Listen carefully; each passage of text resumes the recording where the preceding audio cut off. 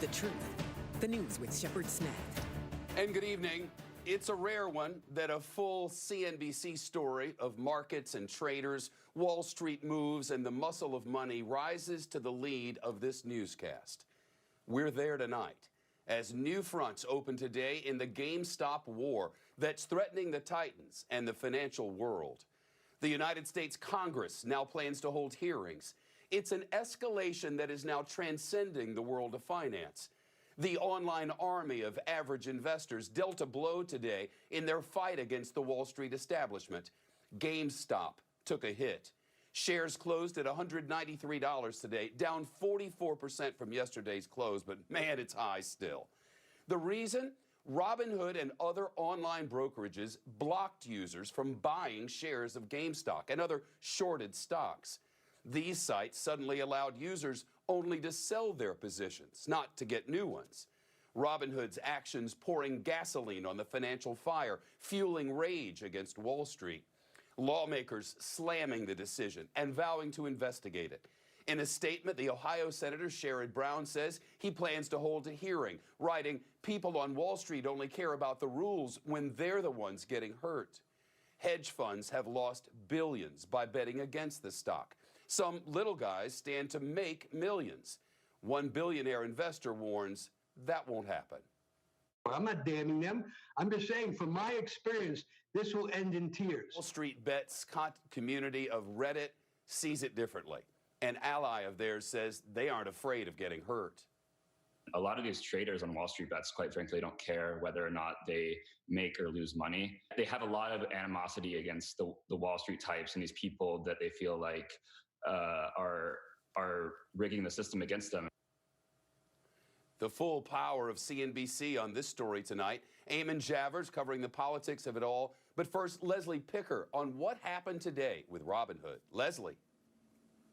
Well, Shep, Robinhood CEO Vlad Tenev on CNBC saying that the firm's decision to limit buying to, quote, protect the firm and protect their customers. Now, we've heard from sources that Robinhood is tapping hundreds of millions of dollars in credit line from banks to shore up its balance sheet. But CEO Tenev said this about the health of his business moments ago.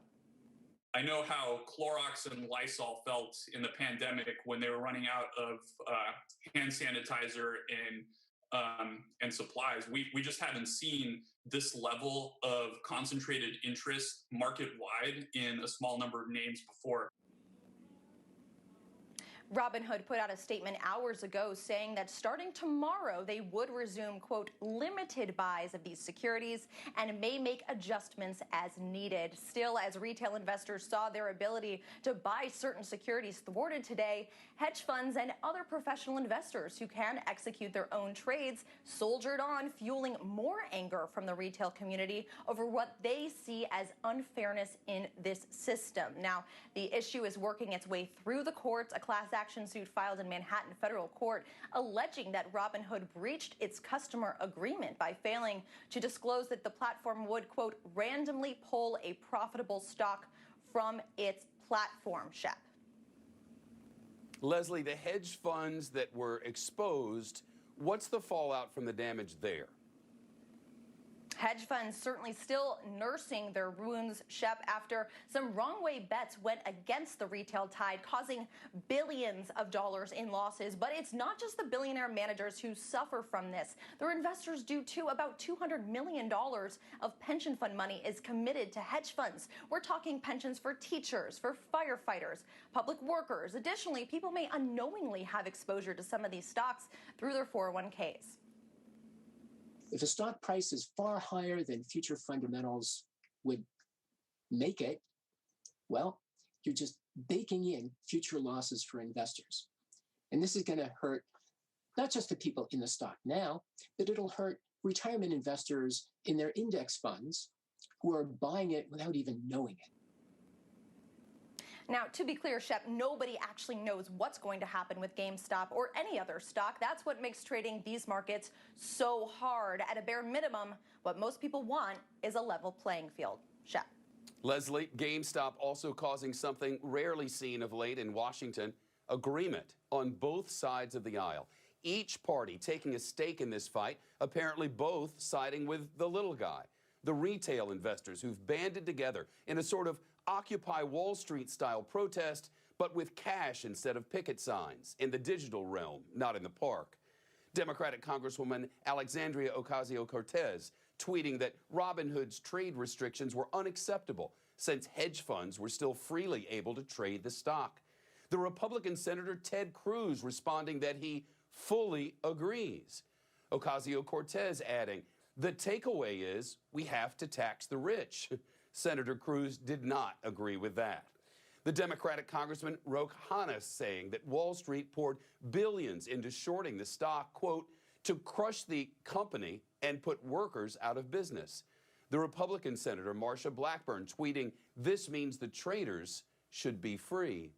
CNBC's Eamon Javers continues our coverage tonight live from Washington. Eamon, what is it that we're seeing here on a political level?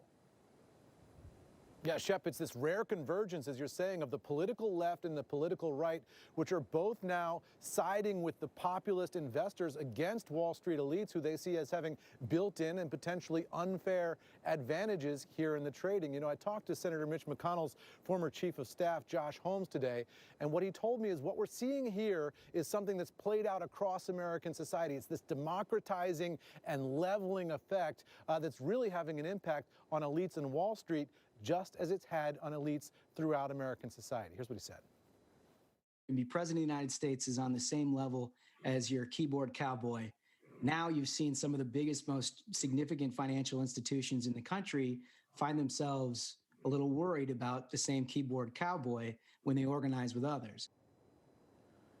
And political insiders see a lot of similarities here in terms of the populism to what we've seen before in the Make America Great Again Trump movement, the Occupy Wall Street movements in a political context. The similarities are these, sort of the rage and political anxiety around these issues, belief that elites are rigging the system against the little guy, the technology that's equalizing the playing field and allowing people to participate in what only an elite insider group could participate in before, the memification of the message here, things going viral and attracting huge audiences, nostalgia for a better time. The whole appeal of GameStop here is it's largely about the childhood of a lot of these investors. It's a fond memory for a lot of them. The distrust of large media, the so-called MSM, and the willing embrace of risk. All of that similar in terms of this populist movement that we've seen in the Trump era, now playing out in financial markets. But Shep, the big difference here is that in financial markets, the math suggests there will be enormous financial losses for somebody here. Somebody is going to be left holding the bag, is what everybody is suggesting here who's analyzing this. And that doesn't really happen in a populist context. So that's going to change the trajectory of this in some unknown way. And we just can't play out how that's going to happen here and what the political impact of that is going to be in the maybe hours ahead. Eamon, thanks so much. Much more ahead on GameStop and this Reddit rebellion. We'll hear from investor Mark Cuban and the former SEC chair Jay Clayton. Plus, William Legate will join us live. The founder and CEO of the cryptocurrency platform Predict will weigh in on what all this could mean going forward. Continuing coverage minutes away on the news on CNBC.